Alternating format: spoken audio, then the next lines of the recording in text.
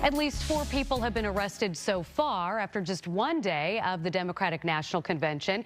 One protester was seen with a sledgehammer breaking down security fences to try to get closer to the United Center. The Chicago chapter of the National Lawyers Guild this morning came out with a statement condemning what they called, and I quote here, the aggressive and at times violent response by the Chicago Police Department toward protesters. So here to weigh in on what happened is former Chicago Police Superintendent Garry McCarthy. I think we could say a friend of the show at this point. Thank you for coming in. What is your initial impression of how police handled that dust-up yesterday? I think they did a great job. I'm a little bit prejudiced, obviously, but it's very easy to turn a protest into a riot. And we saw that the police did that in Ferguson, Missouri, years ago. And there's lessons learned. We've learned it here in the Chicago Police Department.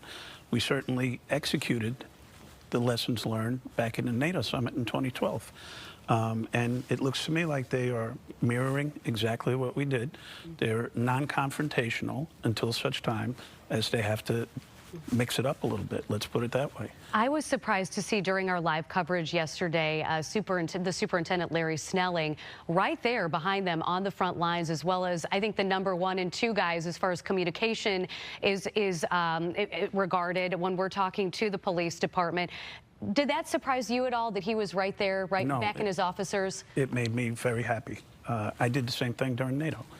And you know, if you're in charge, if you're responsible for what's happening on the ground, you should be on the ground. You shouldn't be in a command post somewhere hiding. And that's good, aggressive leadership, which is very important to keeping things under control. The fact that the protesters were able to breach that first line of defense, that surprised a lot of people because it seemed pretty secure. Yeah, they practice, they are more organized than people realize. You know, and just an example is during the George Floyd riots, Bob Tracy, who came to Chicago with me, was in Wilmington, Delaware, and he was locking up people from Eugene, Oregon. Now, if you're a protester in Eugene, Oregon, wouldn't you go to California or something like that? You don't go to Wilmington, Delaware. So they come in teams. We found that they were coming like 4-man teams. One guy is ginning up the crowd. Another guy is agitating the police. Another guy is breaking windows, and another guy is spray painting. So they're well-funded. They practice these things. We certainly saw it during NATO when they came at us by McCormick Place. They locked arms, and they were coming forward in an organized fashion. It was pretty bizarre. So, and you make an interesting point, because I think that we should watch the protesters' movements as well as the police. There's so much focus on the police, but watch them, see what they do. One of the things the police did yesterday that was interesting to me, and I'm hoping you can explain why, was when more of them came out to reinforce the officers who were already there, they all had their hands in their pockets. And I was thinking, well, that's interesting. Can you speak to that at all, why they may have been doing that?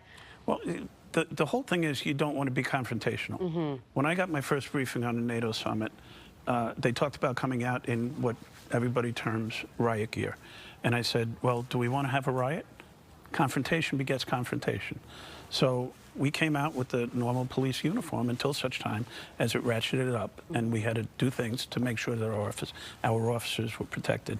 So that's probably a technique that they're using, just to be non-confrontational. If you got your arms crossed, that shows a different pose than if you have your hands in your pockets like you're just hanging around. So I would suspect that that's what that is. Well, we appreciate you hanging around and talking to us this morning. Thanks so much for your insight. We always appreciate it here. Thanks. Former Chicago Police Superintendent Garry McCarthy. We'll be right back.